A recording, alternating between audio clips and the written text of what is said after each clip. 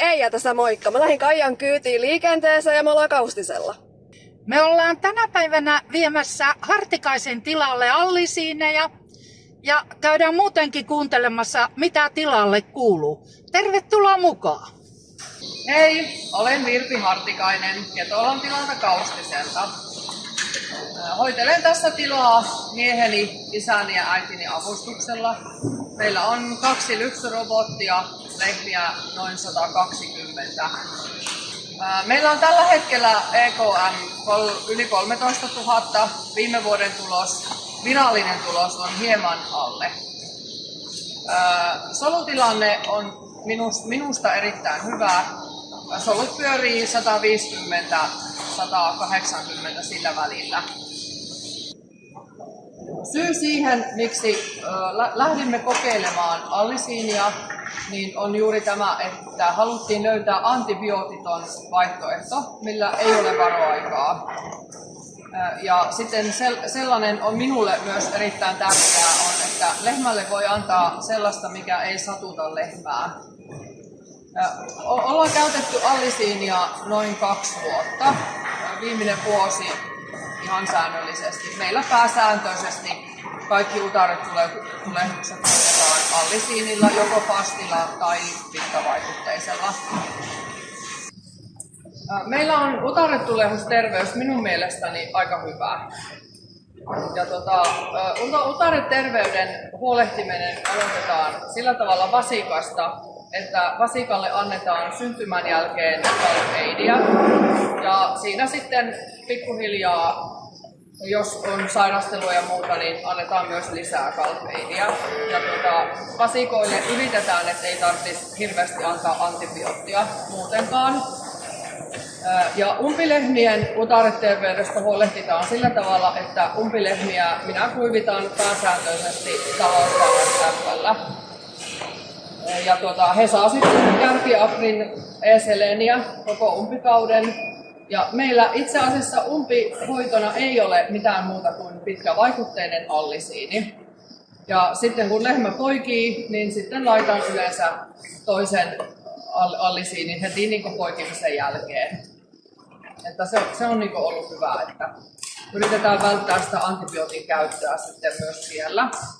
Ja täällä parsipuolella huolehditaan sillä tavalla, että laitetaan parsiin joka toinen päivä Stalosan F ja Stalosan Raita, että vähän niin kuin vuorotellen ja sitten puhtaat kuivikkeet purut joka päivä, että ne kuivikkeet olisi aina niin kuin puhtaat. Antibioottihoitoja oli ehkä viime vuonna 3-4 kappaletta. Ja niistäkään ei kaikki ollut utaretulehduksiin, eli muun syyn takia.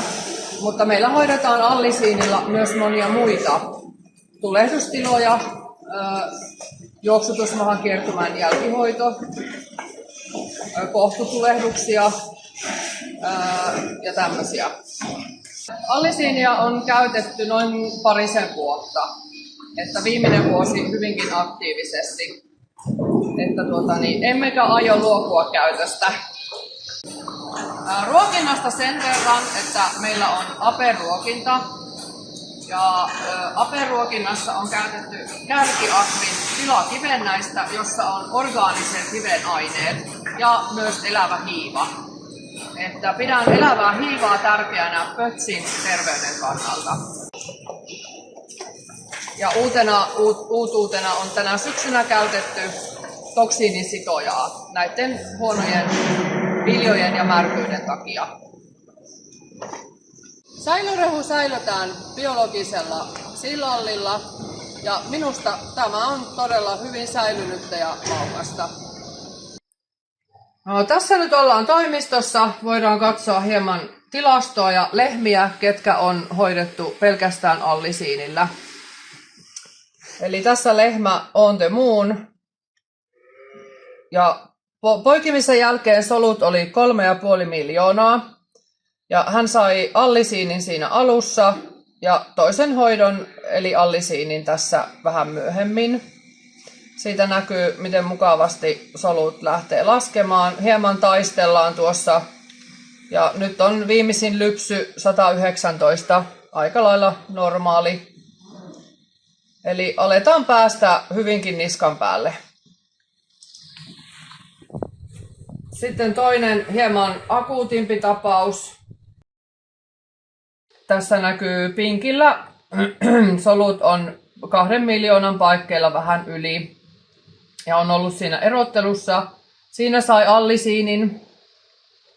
Ja tästä lähtee mukavasti laskemaan. Tuolla on enää 358.